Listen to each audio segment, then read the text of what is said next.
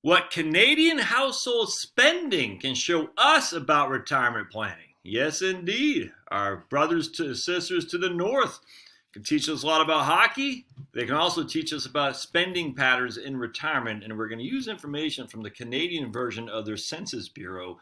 And it's going to be just along the lines of ours as well, which is pretty interesting. And it can show you, again, the number one thing you need to look at in retirement is spending.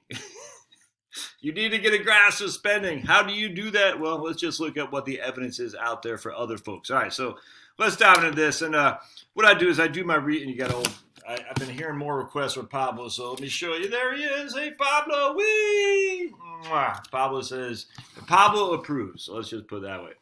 All right, so I've been, every morning I wake up, about 5:30, 5:15 or so, and I usually sit there for about 2 to 2.5 hours reading, doing research, typing a blog post, which I've done this morning, sending an email to my subscriber base.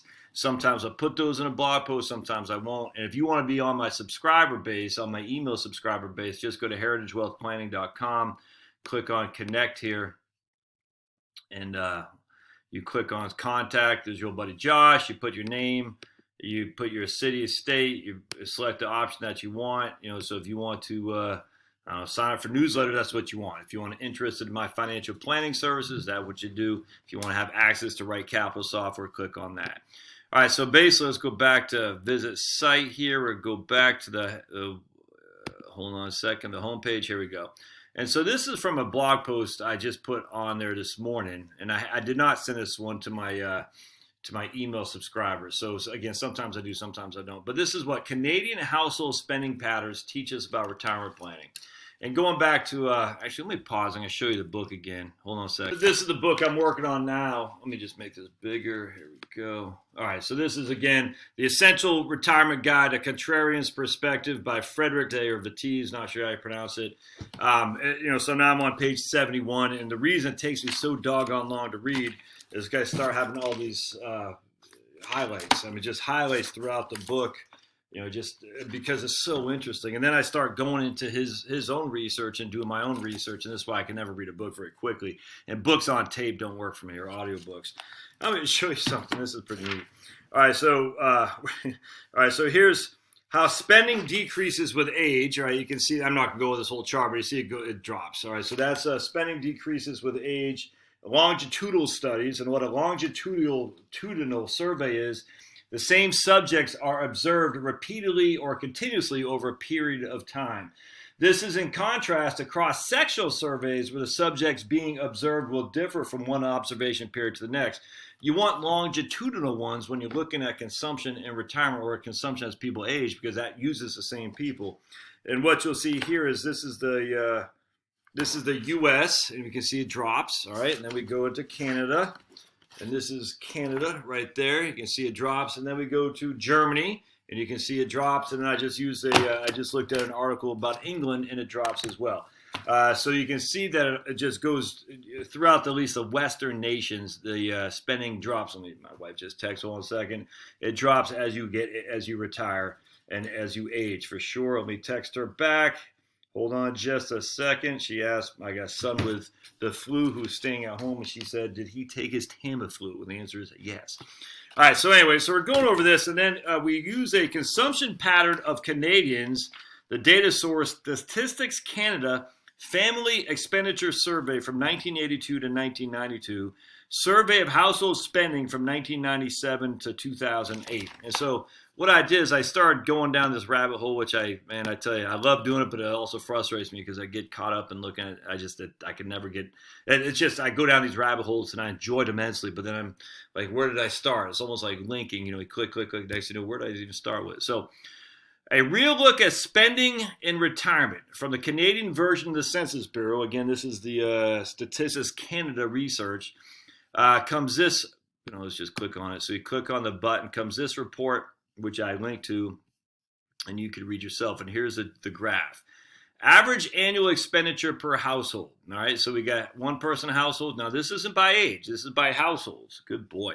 One person households, empty nesters, couples with children, lone parent households. All right, so now what we'll see here is we go to total expenditure on goods and services, Now I'm just going to focus on these two right here, couples without children and couples with children. And what you'll see is couples without children, the average annual expenditures is $64,952. The median is probably going to be significant, well, I don't know significantly, but probably going to be lower than that. Couples with children, $88,000. Anything jump out at you? You can look at one-person households if you want, $36,000. In fact, the interesting is one-person households versus couples without is not twice as much. Couples with children are not twice as much as couples without children are twice as much as one-person households, and we know that while it's a whole lot cheaper for two people to consolidate, they don't actually consume the same expenditures as a one-person household. They actually spend about 75% or 1.75% more than the one-person households, if you will, if that makes sense. So they're not doubling their expenditures, which is actually pretty interesting. Let me rephrase that.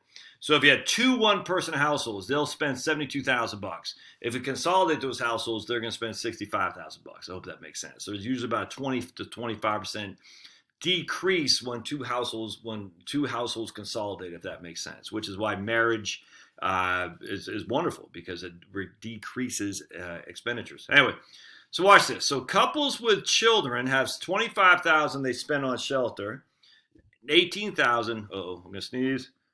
Excuse me. I'll put a link to the show notes to this book, by the way. So couples with children, $25,000 they spend on shelter, $18,000 when they don't have children. Transportation, $18,000, $13,000. Food, $12,000, $9,000. Clothing and accessories, $5,200, $3,000. Communications, $3,100, $2,300. Education, $3,000, $1,000. Alcohol and beverages, they start drinking, smoking more once the kids are out of the house. But what you'll see here, notice the significant drop off of expenditures of couples with children to couples without children. It goes from $88,000 to $65,000, a decline of 26%. And what you can take away from this? Well, for one, if you have kids, as I do, you can easily see that it makes no sense to measure your retirement adequacy on your household consumption while kids are living with you.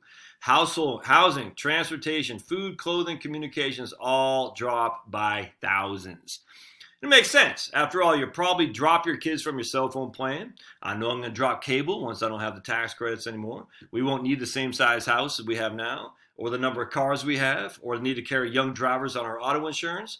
Downside the house means lower property tax, lower homeowners insurance. Also won't have a mortgage either. In fact, I'm making hamburgers today. I just pulled 6 out of the freezer, which will go on the grill tonight. When it's just Charlotte and me, only be 2. And let's be honest, are you really going to spend as much on clothes without kids as you do with them? Of course not. And that's just another example of your spending going down.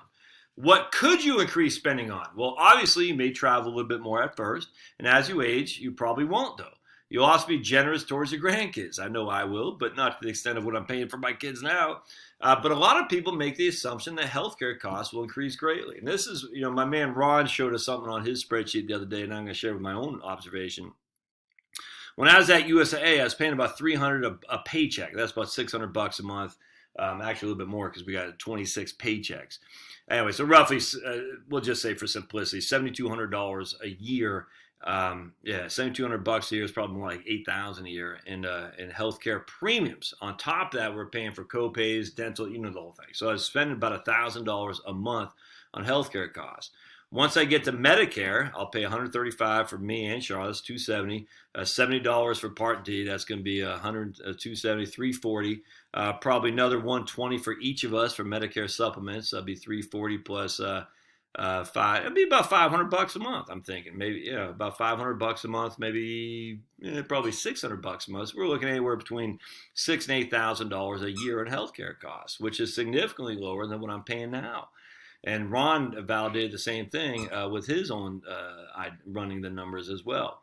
All right, so if my calculations are correct, then we'll spend $4,000 a year less on healthcare, eliminate our mortgage, reduce our property tax by half, homeowners insurance by half, auto insurance by half, if not more, food by a third, because like I said, by the thing here, I'll probably splurge more on finer cuts of meat. Never mind all the ancillary costs that go with kids. And so we're going to party like it's 1999 once the kids are out of the house. Woohoo! So the moral of the story is you can't use this assumption that this is you right here, and that's what you got to put your retirement planning adequacy on, based with you a couple of children or a couple. I mean, you just can't do that, man, because this will not be you in retirement. It's not. Anyway, I just thought this was pretty interesting. And again, if you go to, there's just tons of stuff on this, what we know about homeownership and mortgage and just tons. Actually, I put the wrong link. Anyway, you go to info. Ooh, publish. Thanks, man. Good night. Woo. Anyway, so tons of infographs here. I can look at this stuff all day long. Let's see. I forgot where I put that one. It's going to be under housing survey. I'm not sure if this is it or not, but it's just tons of stuff. Households on the move. Yeah, what's this? Top 5 reasons for moving in the past 5 years in Canada. 35% of households have moved within the past 5 years. All right, cool. To upgrade to a larger or better dwelling, number 2 is to move to a more desirable neighborhood. So look at that. Of the top 5 reasons, the vast majority would to get a better house in a better neighborhood, to become a homeowner, to reduce housing costs. All right, so isn't that interesting? So no one was moving.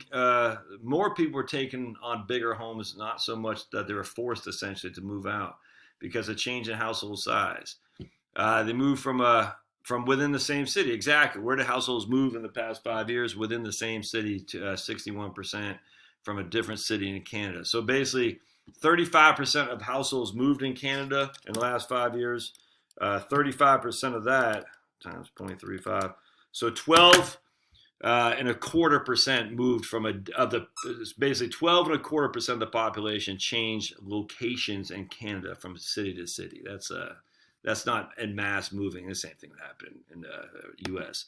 Let's go over here to who invests in Nova Scotia's housing market. Oh, I could look at this stuff all day long. 30 are owned by non-residents of Canada because I think they clamp down on non-residents owning. That's pretty cool. Anyway, just tons of interesting stuff in here. Let's see. We got immigration income right here. What do we know about homeownership, Indigenous people information? Oh man, so much stuff. Let's go. They got anything? Population, demography. Nothing about retirement specifically. But anyway, lots of interesting stuff in here, and I'll definitely leave the link. And again, let's just go back to my website. If you want to keep up with the blogs, you just go to you can click on connect with me. Let me sign me up for my newsletter. Or you just go to Heritage Wealth Planning on a regular basis, and the new blog posts show up right here. I posted this one yesterday. More good news from England because they surveyed 6,000 people in the UK, and they found their average spending for retirement was not very much, £27,000 a year, which is probably about $35,000 a year. All right, don't forget to subscribe, comment, like, and we'll see you next time.